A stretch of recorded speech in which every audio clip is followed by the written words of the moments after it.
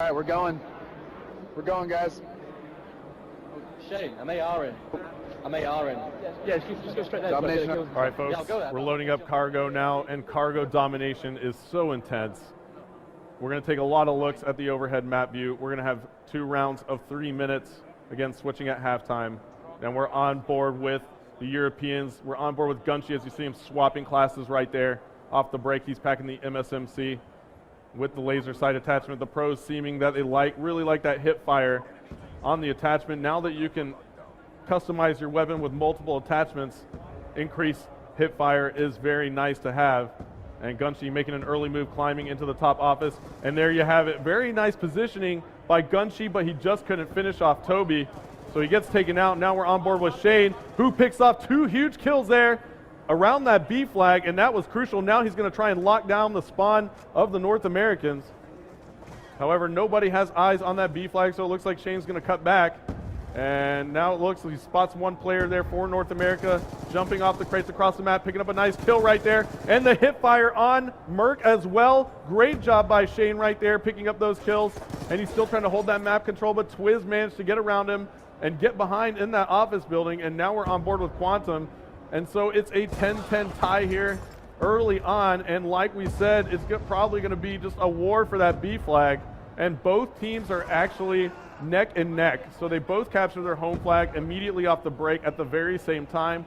So their scores are adjusting every 5 seconds equally. So it's going to be all about who gets that B flag first. As we see, there's just chaos on the map right now. And it looks like somebody is making a move for that B flag.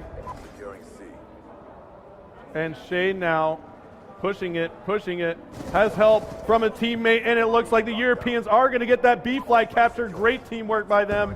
They converged on that B flag in a perfect fashion. Ray from Optic Gaming noticed and recognized it. However, he just could not get there in time. Let's hear what the Europeans are saying right now as they try and control this B flag.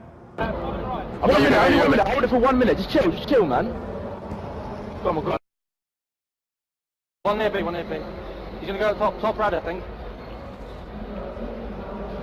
Play Shane.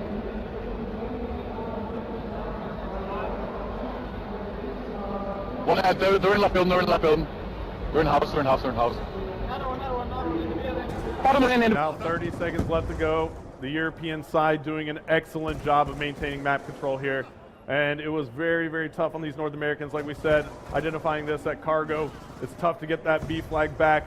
It is definitely possible, but right now it looks like the Europeans are just doing a great job of maintaining control. As we're swapping around, we're back on board with Merc from the North Americans with the MSMC, and he's just trying to get some kind of control. Looks like trying to flank around, but you see that the Europeans did a great job of maintaining control, watching all the corners. So Europe takes round number 1 here, and we'll be switching sides with this final kill cam from Gunshi on Toby.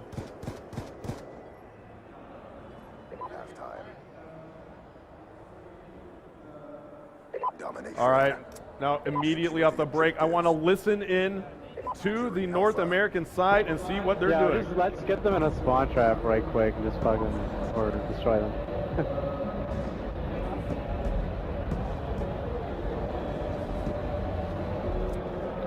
Top right, I'm halfway. Oh. Up top, far right. That's not killing me, That's not killing me, guys.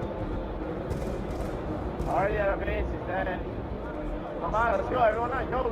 Everyone on it. Go. All right, you're right, up the middle alley. Nice, let's go. Oh, we got it.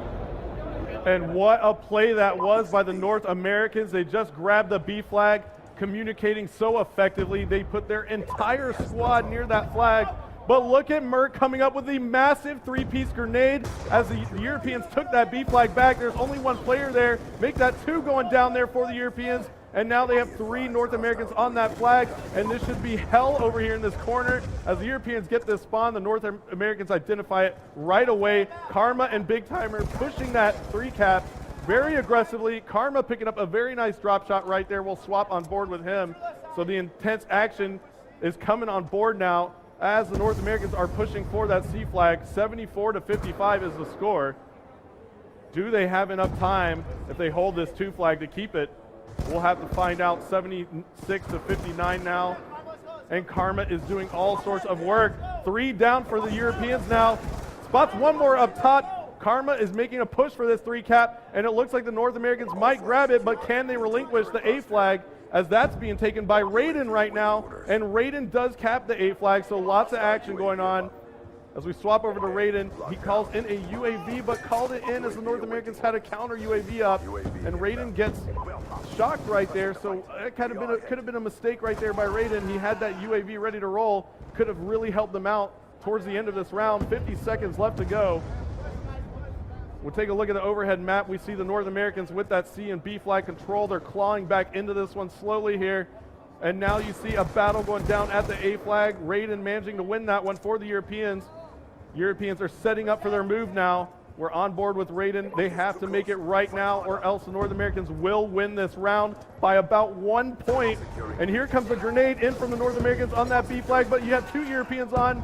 20 seconds left to go, 88 to 86. 18 seconds now. Twiz going huge for the North Americans, picking up a double kill there on that B flag. And now we see the North Americans have full control of the map, and that's going to be all she wrote. Such a close game. The North Americans are going to take it by 2 points here as we close out this round on Cargo Domination.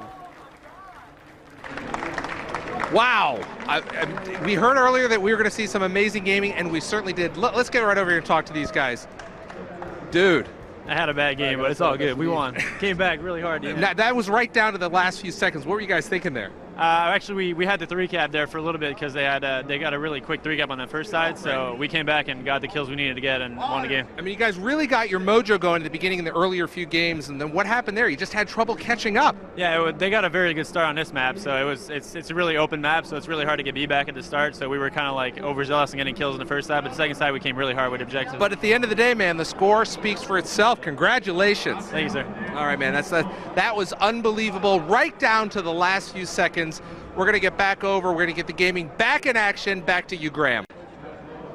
Unbelievable. Halfway through that final round, I went over to Major Nelson. I said, the Europeans have got it. It is in the bag. It's going to be all square. And then that happens. What went on? You know, that's competitive Call of Duty for you right there. You know, it's when you pit equal skill against equal. You know, you just have an equal skill in the game. You're going to see some close games, and that's what we had right there. So earlier tonight, we talked about how this was the Coliseum, and the Emperor has just turned up and taken his seat. How are you, Vaughn? I'm fine, thank you so much. We've heard Lord Von der Haar, I think Emperor Von der Haar, right? So Hastro called it. That B flag on Cargo seems to be where all the action happens. That's the one you need to control. Was that a fun part of building Cargo, getting that strategic outline? Yeah, you usually stick that B flag somewhere just in the thick of things. And with those crates moving around, you were seeing that smoke come out. I was sweating over there. I was like, oh my goodness, what's going to happen here?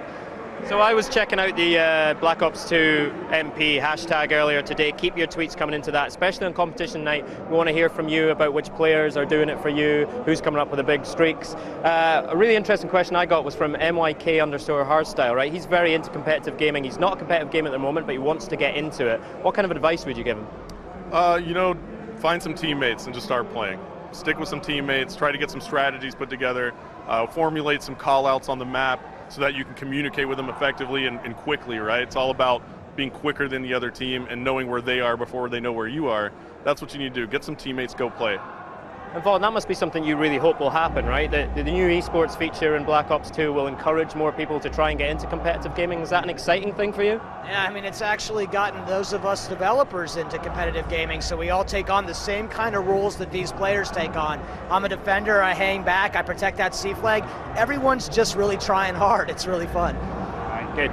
All right, so we're going to move into another game. We are trying out Search and Destroy for the first time this week on the live streams. Tell us about Search and Destroy in Black Ops 2. Yeah, so we're going to play some Search and Destroy right now. It's going to be first to 4 rounds. Guys are going to switch sides every single round. So they're going to switch sides, and what you're going to see is some real fast play. The first minute's going to come together real quick, and it's going to be just crazy. So the laser sight and the hip fire seems to be coming up a lot. That seems to be doing a lot of good work for these guys tonight. What other attachments are you looking for? You know, I really think in Search and Destroy you might see something like the MMS come into play with the smoke grenade combo because, you know, obviously if you know where a player is and he's kind of pinned in somewhere, He's fired some shots off. You identify where he is. You can toss a smoke in and then kind of ease in, scoped in, and you can see through that smoke. So it kind of throws off the other player when he's kind of hanging back in a search and destroy. I think maybe we'll see some of that strategy here. All right, we're about to get going with Search and Destroy. Come on, Europe. I have a lot riding on this. This is going to cost me a lot of money in the bar later tonight. Search and Destroy on Aftermath. Let's go.